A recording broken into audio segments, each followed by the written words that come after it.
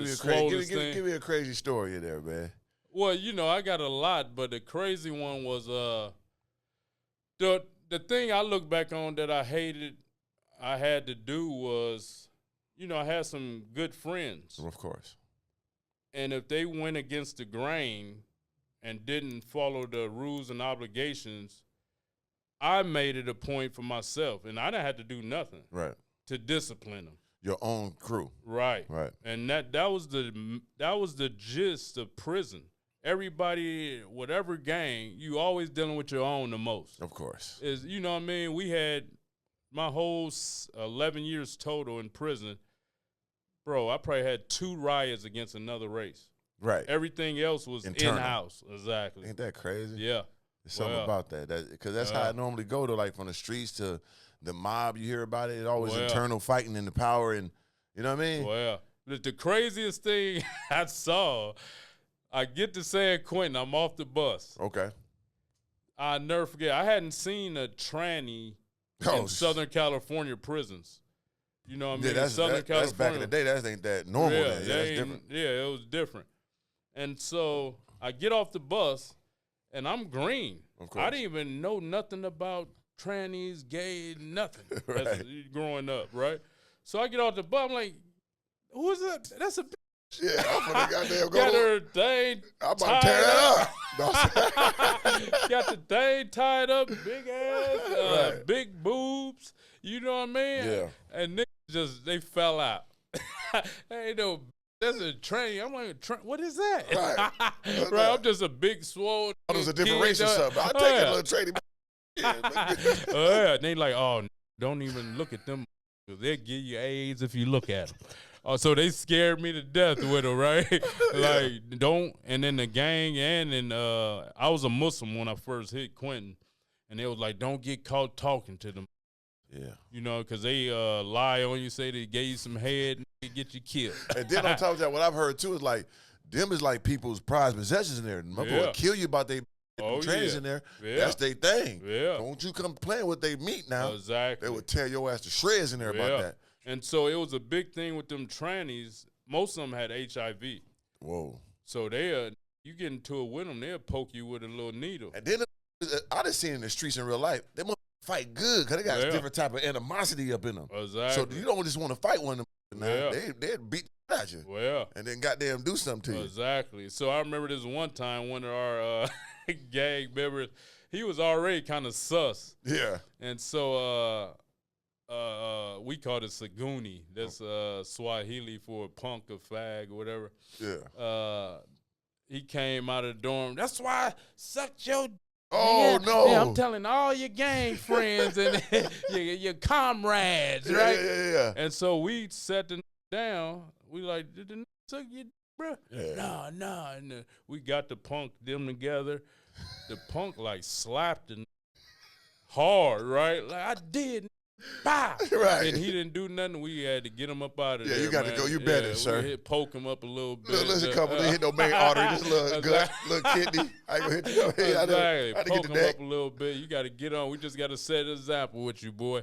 Damn. Yeah. So you in prison? Like, was it all California prisons you were in? Yeah. Or, and they never sent you out of state? No, I was state. Okay. Yeah, I was in state prison, and so San Quentin was off the hook. I mean, that's the movie right there, you know. It was every day something popping, super fun. Me being the shot caller, like, you know, it was unreal. Yeah. You know what I mean? Like, I was sitting up like a god, bro, Facts. just calling shots. Only my lieutenant could come talk to me. Yeah. The other gang members couldn't even holler at me. It was something special, but it taught me a lot about life. Right. So, bam, I was doing the 7 years. I'm like, I'm going to get out and be a personal trainer and a stripper. Okay, that's a crazy combination, brother. That was the plan. They kind of go together. Don't be in shape. Yeah. And sling pipe. Well, yeah. Oh, so I got out in 2001 and swole. I was about 210, 215. Oh, yeah, you ain't playing. And dreads. Yeah. And first day out, I went and signed up for the strip agency. It was called Men of Exotica. Men of Exotica. Yeah, okay. and they still popping, too. They still getting that bag. Well. And then I went to 24 Hour because I worked for them as a kid. Yeah. My 10th through 12th grade year, I worked for 24 hours. It was called 24-hour knotless first. Right. Then they switched it to 24-hour fitness. And so I went back there. They remember me. They hired me on the spot. Boom.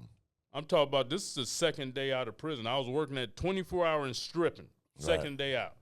And so my first show was that Friday I got out. John B. was doing a concert with 10,000 women. There's nothing but women going to be there for John B. That's singing right there. 10,000 women. Okay. I didn't even know how to dance. Right. So what I did, I watched the other before I went out. Still a boobs. And I'm like, exactly. You already know. Right. I look. Oh, yeah, I could do that. Okay, I came out. I was as swole as they had seen. Yeah. And so I'm out there doing my thing. Oh, I was hooked after that. I was hooked. So that first night, what'd you make that first night? night I made 500. Oh, just well. How long was you out there? About 10 minutes. Right. Well, yeah. Oh, no, it's up now. Oh, it's up. 10 minutes, yeah, 500? Cracking. So that was my thing, man. I was stripping and personal training. And, you know, of course, something happened with a car again. Yeah. And I would tell my brother to give me a 9-piece of that Coke. And I ain't been out at this time about 7 months. Yeah, Damn. I think I've been out about 7 months. Told him, go ahead, give me a 9-piece. Yeah, I cook it up. Yeah.